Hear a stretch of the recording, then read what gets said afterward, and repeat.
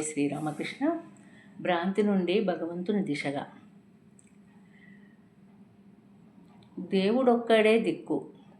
భగవాన్ శ్రీరామకృష్ణ పరమహంస చెప్పినట్లు మనిషికి ఇన్ని కష్టాలు రావడానికి కారణము భగవంతుడిపై నమ్మకం లేకపోవడమే.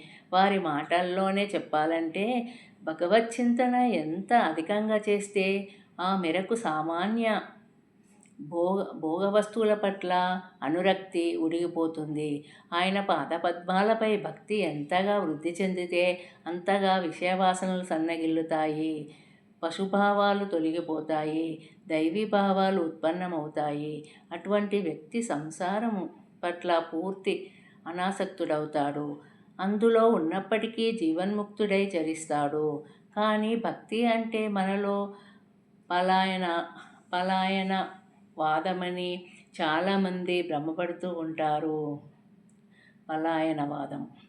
లౌకికంగా కూడా ప్రపంచంలో గొప్ప గొప్ప విజయాలు సాధించిన వారంతా ఎంతో వినయంతో విశ్వధారమైన శక్తికి తల వంచిన వారే.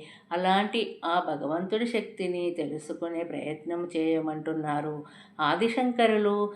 వారి శిష్య పరమాణువులు ఆ భగవంతుడి ఆలంబన మనకు అమితమైన శక్తిని, ధైర్యాన్ని, స్థైర్యాన్ని ప్రసాదిస్తుంది. అప్పుడు ఈ సంసారంలోని సమస్యలు, ఈ సమాజంలోని సవాళ్ళు స్వల్పాతి స్వల్పంగా తోస్తాయి, పరిష్కారాలు లభిస్తాయి. జై శ్రీరామకృష్ణ.